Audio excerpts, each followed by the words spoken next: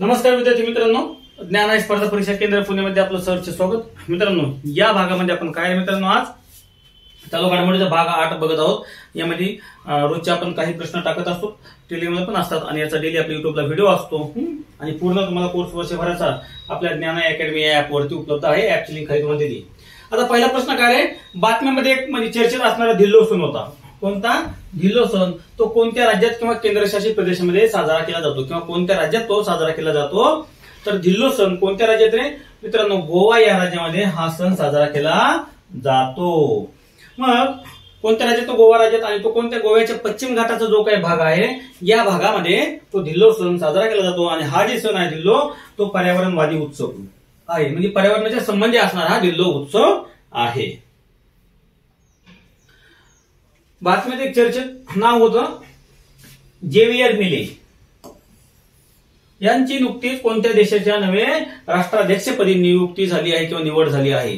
Xavier मिले कोणत्या देशाच्या रे मित्रांनो? ब्राझीलच्या आहे का अर्जेंटिनाच्या आहे, दक्षिण आफ्रिका आहे का चिली? तर त्याचं योग्य उत्तर काय आहे? तर अर्जेंटिनाच्या राष्ट्राध्यक्षपदी जेवियर मिले यांची नियुक्ती झाली आहे की निवड झाली आहे, त्यामध्ये चर्चेत होते। लक्षात असू द्या। चला पुढचा काय बघा, चीनने अलीकडेच कोणत्या देशासोबत द्विपक्षीय चलन, काय होतं द्विपक्षीय चलन म्हणजे अदलाबदल करार, चलनांची अदलाबदल करणारा असणारा हा करार केला आहे। तर चीनने कोणत्या देशासोबत केलं रे? सौदी अरेबिया या देशासोबत हा करार केलेला आहे। हा करार त्यांचा 3 वर्षाचा झाला, 3 वर्षाचा कालावधी होता, परंतु एकमेकाच्या परस्पर संमतीने हा करार आणखी वाढवू सुद्धा शकतो, अशी या करारामध्ये तरतूद आहे। बघा आता चीनची कोणती बँक रे? People's bank of China. जसे आपली आरबीआय तशी चीनची पीपल्स बँक ऑफ चायना आणि सौदी अरेबियाची central bank of Saudi Arabia जशी ती त्या राष्ट्राची प्रमुख बँक आहे। यांनी काय केलं, त्यांचं अलीकडे स्थानिक चलन एक स्वॅप करार म्हणजे अदलाबदल असणारा करार, चलनांची अदलाबदल करणारा हा करार केला होता। आणि या कराराचा कालावधी जे आहे तो 3 वर्षापर्यंत होता, परंतु हा करार दोन्ही राष्ट्रांच्या संमतीने तो आणखी सुद्धा वाढवू शकतात। असं नाही की फक्त कालावधी 3 वर्ष त्याचा आहे। चला पुढच्या प्रश्नाकडे जाऊया। पुढचा प्रश्न काय म्हणतात, जागतिक वार्षिक सप्ताह काय बोलतोय? जागतिक वार्षिक सप्ताह प्रत्येक वर्षी कोणत्या महिन्यात साजरा केला जातो? त्यांनी हे बघा त्या तारीख नाही विचारल्या, महिना विचारल्या, कोणत्या महिन्यामध्ये साजरा केला जातो? तर जागतिक वारसा सप्ताह जे आहे तो नोव्हेंबर या महिन्यामध्ये साजरा केला जातो। मग काय रे कोणत्या महिन्यामध्ये? तर 19 नोव्हेंबर ते 25 नोव्हेंबर या दरम्यान जागतिक वारसा सप्ताह साजरा केला जातो। मग मला सांगा जागतिक वारसा दिन जे आहे तो केव्हा साजरा केला जातो? तुम्ही कमेंट मध्ये सांगा। याचा उद्देश काय रे या सप्ताहाचा? की जगभरातील संस्कृती जी आहे आणि वारसा आहे यांचं संवर्धन करणं, यांचं रक्षण करणं, यासाठी जागतिक वारसा सप्ताह आयोजित केला जातो। कोणत्याही दिनाचा असो किंवा सप्ताह असो किंवा पंधरवडा असो किंवा वर्ष असो, त्याचं वैशिष्ट्यच काय असतं? त्या पाठीमागचा ते दिन जर असेल कोणताही, तर त्या घटकाचं काही संवर्धन करणं, त्याला प्रोत्साहन देणं, त्या संवर्धनासाठी लोकांमध्ये त्याचं एक अवेअरनेस वाढवणं, या जनरल गोष्टी त्याचा उद्देश असतो। चला पुढच्या प्रश्नाकडे जाऊया। इथं सांगतो मित्रांनो, आपला चालू घडामोडीचा कोर्स आहे, तसंच कंबाईनची येणारी जी एवढी खूप मोठी ऍड आहे असं म्हणतात, माहित नाही बरोबर, पण सगळीकडे चर्चा आहे। त्या टेस्ट सिरीजची पण आपली तुम्हाला पूर्ण नियोजन सगळं आहे टेस्ट सिरीजचं, ते तुम्हाला संपूर्ण आपल्या ऍप वरती उपलब्ध असेल।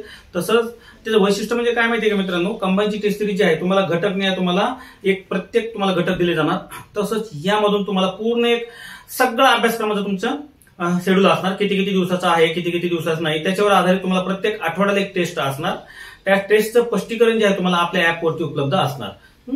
प्रत्येक टेस्टचं तुम्हाला ऍप वर त्याचं स्पष्टीकरण असेल उपलब्ध, त्याची तुम्हाला पीडीएफ सुद्धा भेटेल आणि ऑनलाईन पद्धतीने सुद्धा तुम्ही त्याच्या टेस्ट सॉल्व्ह करू शकता। आणि त्या आठवड्यातल्या तुमचं जे काही आपला अभ्यासक्रम असेल त्याच्यावर एक काय यातले घटक महत्वाचे आहेत, काय नाही, कोणत्या घटकाला अधिक कोणतं महत्व असं काय नाही, त्याच्यावर प्रश्न कसे पडलेत, या गोष्टीचा सुद्धा पाठीमाग आपण बारकाईने त्याच्यावर एक व्हिडिओ आपला असणार आहे, जेणेकरून तुम्हाला काय होईल किंवा प्रश्न कसे पडतात, कसे नाही, आपलं काय चुकलं काय नाही, आणि आपण त्याच पद्धतीने प्रश्न सुद्धा आपले त्या घटकावर आपले तुम्हाला टेस्टमध्ये असणार आहेत, जेणेकरून तुम्हाला येणाऱ्या कंबाईनमध्ये 100% रिझल्ट तुमचा भेटला पाहिजे, रिझल्ट आला पाहिजे। त्या बॅचची किंमत जी आहे मित्रांनो टेस्ट सिरीजच्या फक्त आणि फक्त किती रुपये रे? 599 रुपये तुम्हाला टेस्ट सिरीजची प्राइस असणार आहे। लवकर तुम्ही करा। तसंच चालू घडामोडी सुद्धा आपली टेस्ट सिरीज आहे, तुम्हाला चालू घडामोडीमध्ये तुम्हाला 149 रुपयाला जानेवारी 2023 ते डिसेंबर 2024 पर्यंत तुम्हाला पूर्ण घटक कव्हर केलं जाणार आहे. आणि पुढील 6 महिन्याची करंट जे आहे ते फक्त आपल्याला 99 रुपयाला ठेवू. 99 रुपयाला असणार आहे 6 महिन्याचं. तुम्हाला PDF plus video plus test दोन्ही त्यामध्ये असणार आहे. चला येऊया प्रश्नाकडे. काय म्हटलं प्रश्न बघा, प्रस्तावित आहे बरं का, बल्क ड्रग्स पार्क स्थापन करणारे राज्य आणि या पार्कसाठी कोणत्या राज्यानं CSIR आणि DRDO यांना नॉलेज पार्टनर म्हणून स्वाक्षरी केली, यांच्याशी करार केला आहे नॉलेज पार्टनर म्हणून. मग कोणत्या राज्याने कोणत्या राज्याने बल्क ड्रग्स पार्क साठी या दोन संस्थेशी एक करार केलेला आहे नॉलेज पार्टनर म्हणून? तर उत्तर काय रे?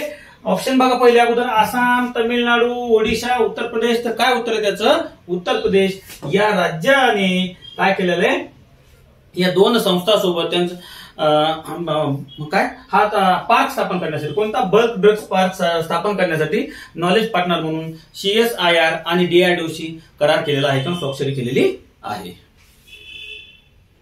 पुढचा काय प्रश्न आहे बघा, कोणत्या संस्थेने 14वा उत्सर्जन अंतर अहवाल 2023 प्रकाशित केलेला आहे? कारण की आयोग असे प्रश्न विचारते. आपल्याला वाटतं की जागतिक बँकेने केलाय का, FAO केलाय, बरोबर, ऍग्रिकल्चर संबंधी का WEF ने केलाय का, UNEP ने? तर त्याचं उत्तर काय रे? UNEP जी संस्था आहे जागतिक, या संस्थेने काय केलता, हा अहवाल प्रकाशित केलता. मग या अहवालामध्ये काय सांगितलं होतं बघा, की सध्या काय म्हटलंय की सर्व देश हरित वायू उत्सर्जनामध्ये कमी करण्यामध्ये अपयशी ठरलेले आहेत. जे टार्गेट होते अजिबात नाही सक्सेस झालेलं. संयुक्त राष्ट्राची जी पर्यावरण कार्यक्रम जी संस्था आहे UNEP, या संस्थेने हा अहवाल प्रकाशित केलेला आहे आणि या अहवालाची किती 14वी आवृत्ती होती. उत्सर्जन अंतर अहवाल 2023 नावाचा अहवाल होता.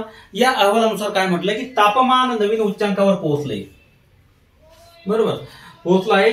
तरी जग उत्सर्जन कमी करण्यात अपयशी ठरलेलं आहे. जगाने त्यामध्ये जे आपलं टार्गेट ठरलं होतं ते झालं नाही. असं म्हटलं आहे की चिंताजनक परिस्थिती टाळण्यासाठी तातडीची हवामान कृती महत्वपूर्ण आहे. परंतु कोणताही देश यामध्ये म्हणतात, कागदोपत्री सगळ्या घोषणा करतात, एवढं करू तेवढं करू, जगाने ठरवलंय 1.5% पुढे तापमान जाऊन द्यायचं नाही, बरोबर, पण हे फक्त कागदोपत्री असतं. कारण प्रत्येकाला खूप आता महत्वाकांक्षा वाढलेल्या आहेत आणि त्यामुळं ही गोष्ट आता वरचीवर अवघड होत चाललेली आहे.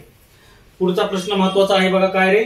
वज्र प्रहार 2023 हा एक युद्ध सराव आहे. हा युद्ध सराव कोणत्या दोन देशादरम्यान पार पाडला जातो किंवा भारत आणि कोणत्या देशादरम्यान हा युद्ध सराव पार पाडला जातो? तर वज्र प्रहार नावाचा जी युद्ध सराव आहे तो भारत आणि अमेरिका या दोन देशादरम्यान आयोजित केला जातो.